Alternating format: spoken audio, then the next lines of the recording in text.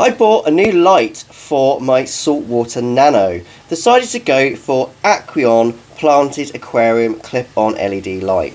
I've gone for this one, although it is more expensive than a lot of other products on Amazon doing the same sort of thing.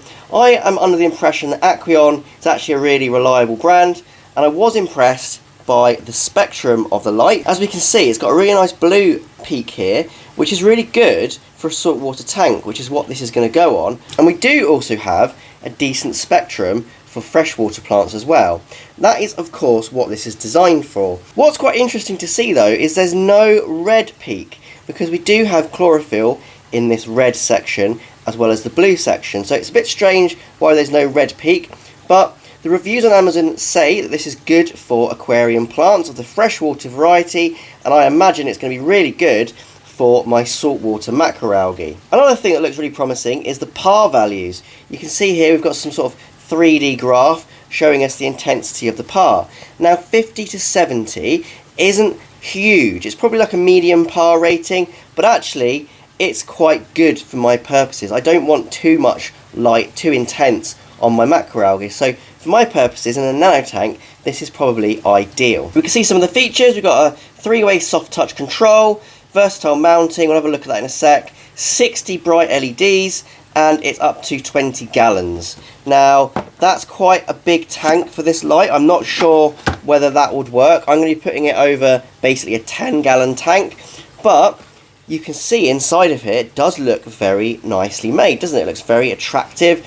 I think that's one of the reasons why I chose it over other lights, because in terms of how it looks, I feel this is quite a pretty looking light. If we just focus on the light itself for the moment, it is made from a metal. It's normally made from aluminium when it comes to LEDs because it's good for heat dissipation. LEDs can get quite hot, and rather than having a heat sink, although I think that's what this sort of waffle design is, this is supposed to be like a mini heat sink, draw the heat away from the LEDs rather than it going into your aquarium.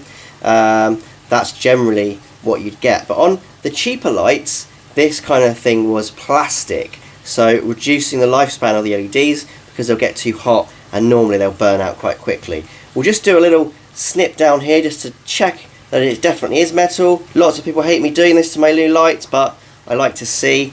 So yeah, we can see it's definitely metal underneath this black powder coating.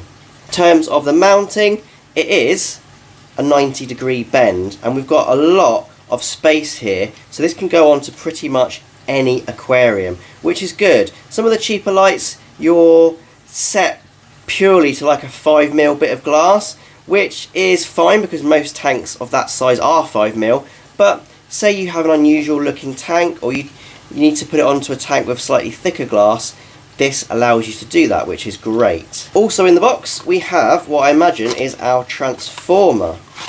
Now you can see I've bought this in the UK and it's come with a 2-pin plug, which is a little bit frustrating. This is obviously an American product. Aqueon I think is an American brand, but if you order it in the UK like me, you're going to have to get an adapter. Being that this is the LED driver as well, fortunately you can't just cut the plug off and put a 3-pin on there. You do need to get that 3-pin adapter. We also get our manual, and here it actually shows you that there are 2 different models to this light. We've got a freshwater one and we've got a planted one. The way you can tell it's the planted one is it has this honeycomb, or what do I call it, a waffling design for the heatsink, and that's the model that we're looking at here.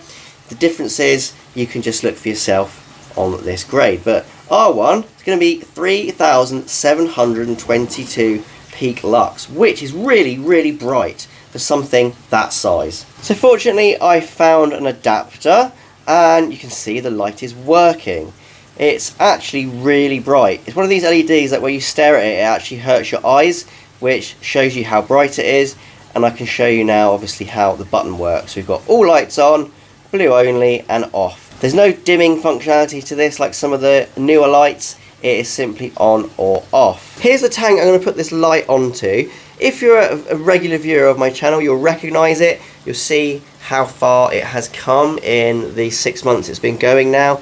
But there's always been a major issue with this tank, and that's this light.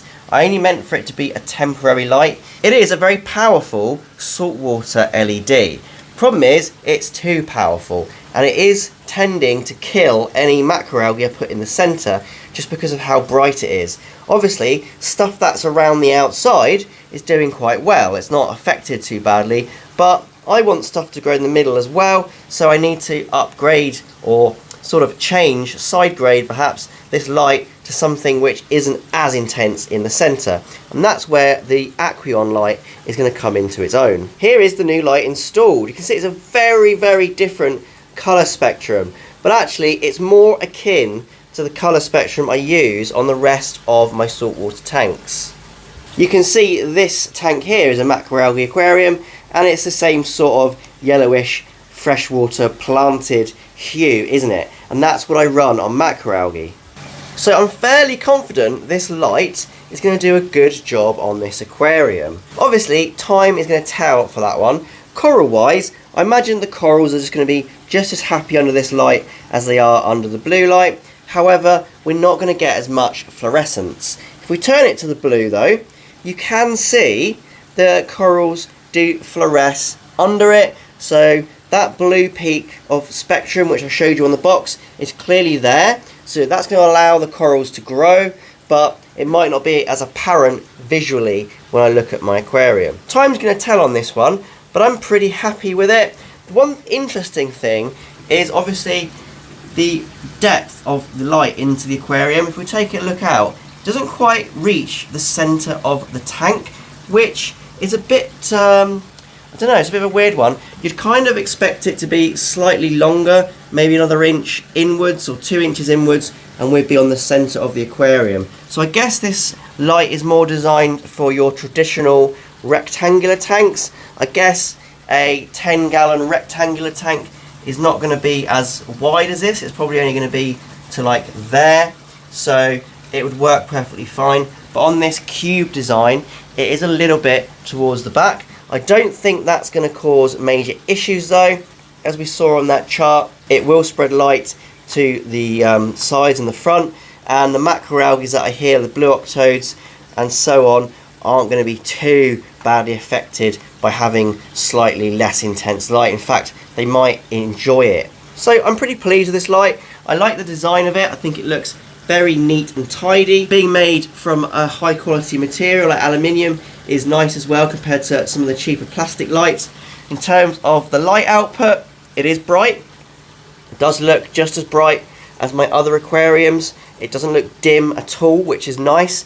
The only issue for me obviously is the fact that it doesn't quite reach the centre of the tank, but the way I've positioned it is slightly turned up, so the light is going at a slight angle, so I think it does reach the centre. But in general, I think it's top class really, other than the 2-pin plug problem, which I've solved now. You just need to go and get an adapter if you're in the UK. So let me know what you think. I will do an update in a couple of months, because that's probably the amount of time it's going to take for this tank to adapt to the new light. Give it a month or two and we'll come back to this and see how this light has done on this aquarium. If you've enjoyed this video, please leave a like and also subscribe. Once again, thanks for watching and happy fish keeping.